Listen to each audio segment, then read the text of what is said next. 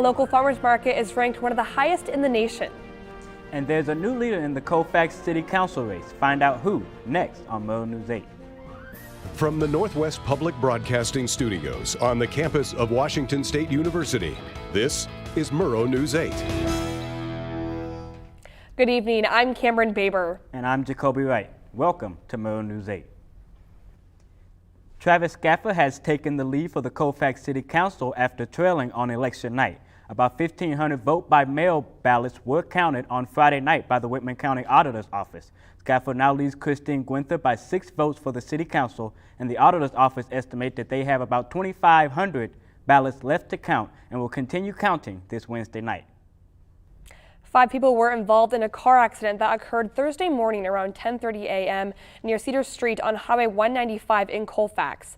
3 people were transported to the hospital with serious injuries, and 2 people were transported from the scene by Colfax police with minor injuries. Traffic on Highway 195 was disrupted for about 2 hours while the scene was being cleared. The Moscow Farmers Market has been ranked first in Idaho this year. With the market going on, it did gain some national recognition along the way. The Moscow Farmers Market was ranked 8th among farmers markets nationwide. With COVID still being an issue, there were some people that were hesitant to go. Although live entertainment was canceled, there were as many people there, it seemed like everyone had a great time. What the hell?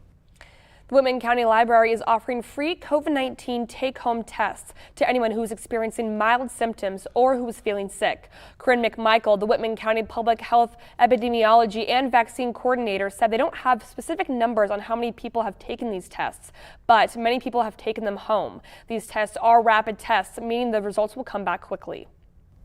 Washington State Governor Jay Inslee is shutting down accusations from WSU former head coach Nick Rolovich, saying, quote, he's just wrong. In Rolovich's appeal letter, he claims WSU Athletic Director Pat Chun declared in an August 19th conversation that the governor, quote, did this just to come after Rolovich and WSU. He said this after he was fired for cause for not following the Washington State vaccine mandate.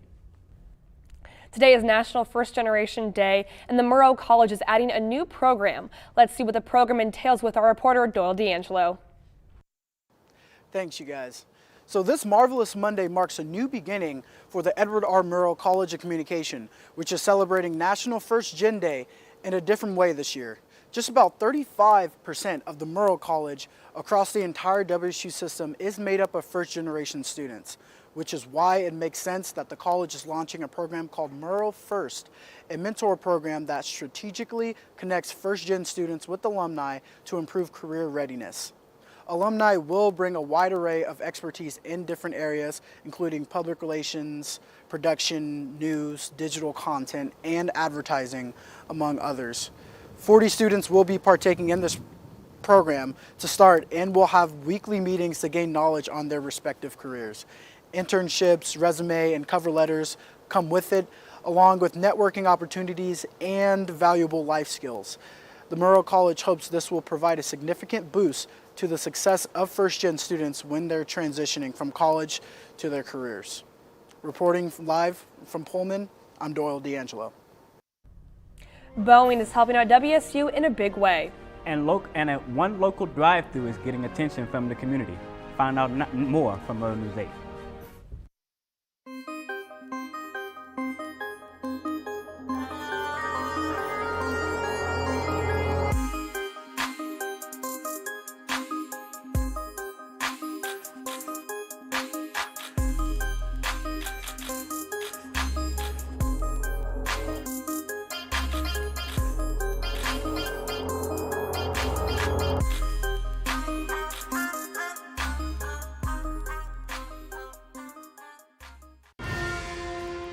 Washington State University, an institute of... Wait, let me show you WSU. We're about being hands-on and getting our hands dirty. We bring art to science and science to wine. We build Mars rovers and launch new medical schools, with the occasional pizza break. Now back to work, because we're always moving forward and leaving our mark on the world. Now that's my WSU. Boeing gave a gift to strengthen first-gen student program. Several Washington State University programs that support the success of first-generation students will share a $100,000 gift from the Boeing Company. Boeing has been a longtime supporter of WSU's team mentoring program and always seems to be looking to help out their fellow Cougs.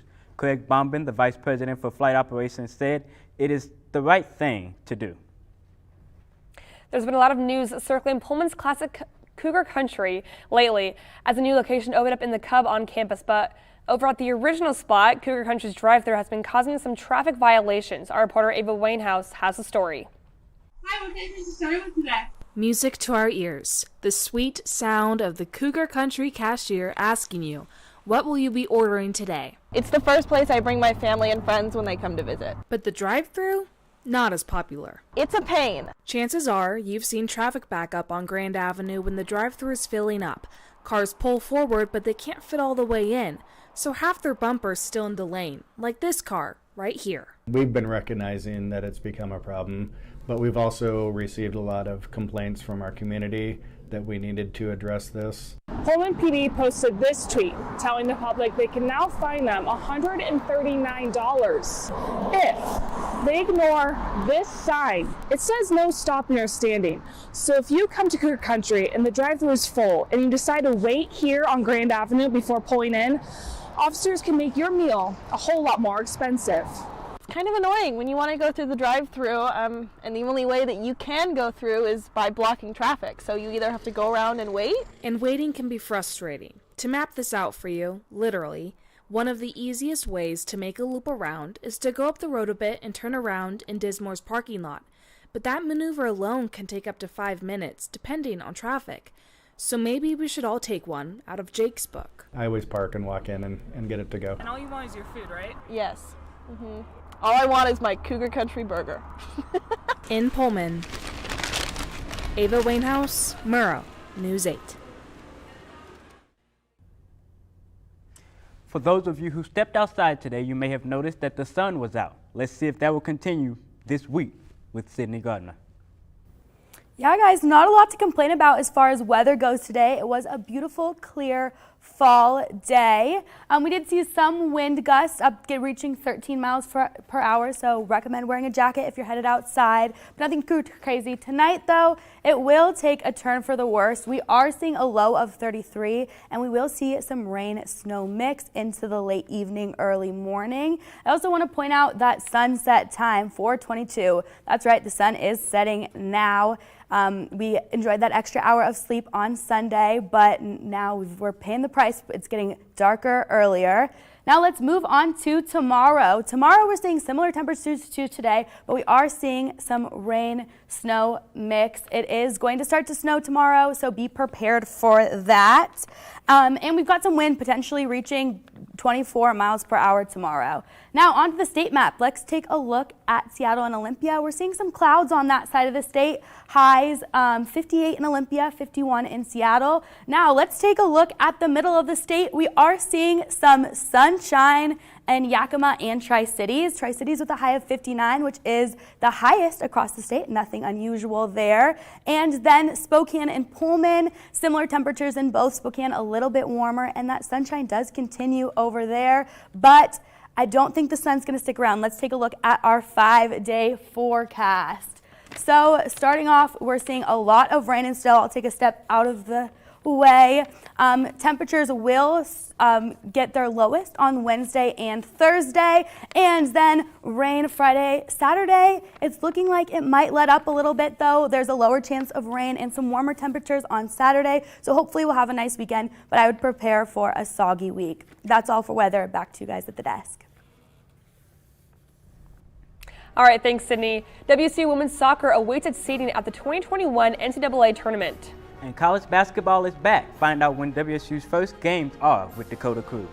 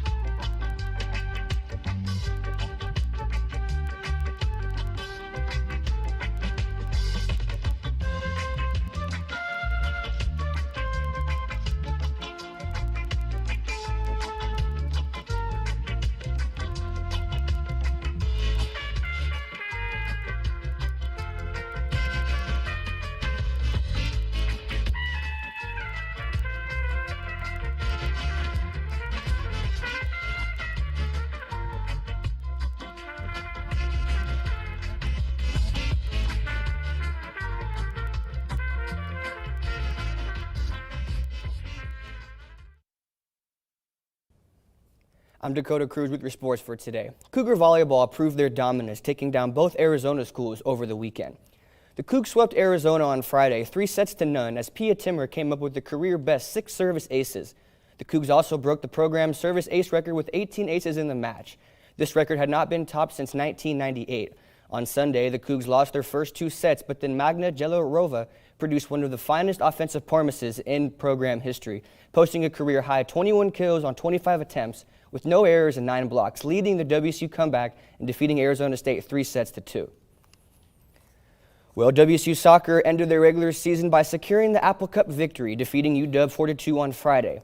And now the WSU soccer team is headed to the big dance. The Cougars were selected as the number 3 seed and will host Montana in the first round of the NCAA tournament this Saturday, November 13th, right here on the Palouse. And the wait is finally over. College basketball is back. Both the WSU men's and women's hoop squads play their first games of the season tomorrow in Beasley Coliseum.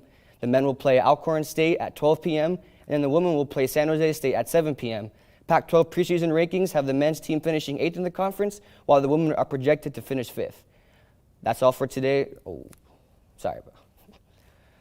And coming off their bye week, the Cougs head down to Eugene this Saturday in what could possibly decide the Pac-12 North title. If the Cougs can defeat the Ducks and win the remaining 2 games against Arizona and Washington, and if Oregon loses out, our Cougs will be crowned Pac-12 North champions. Well, that's all it for today. Back to you guys at the desk.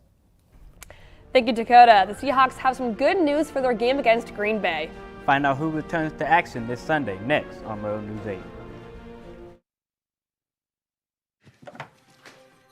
Days, months, hey, I'm Jim from across the street. years, I'd like to give you this. a lifetime can rush by without realizing what we're missing. We lose some of the best moments, some that may never repeat, Come on. or detach from people around us. Our loved ones grow used to this pattern, but it doesn't have to be that way. We have a choice to take action.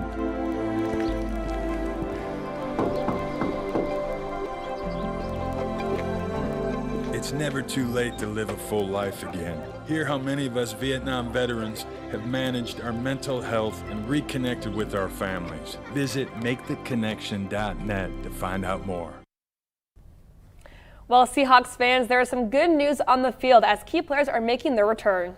That is right. Russell Wilson has been cleared by his doctor, Steve Shin, to play this Sunday at Green Bay. Wilson had surgery to repair his ruptured tendon in his middle finger in early October, and last week had a pin removed from his finger. First-round pick wide receiver D. Eskridge will also be designated to return to practice this week. The Seahawks get their QB1 back just in time for their pivotal matchup against the Packers. Well, that's some great news for our Seahawks, yeah? I know. I'm very excited for Russell Wilson as well. What do you think, Jacoby? Go Packers!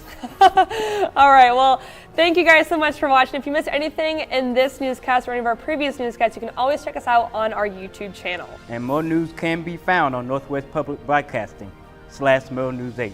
Have a great night. And go Seahawks.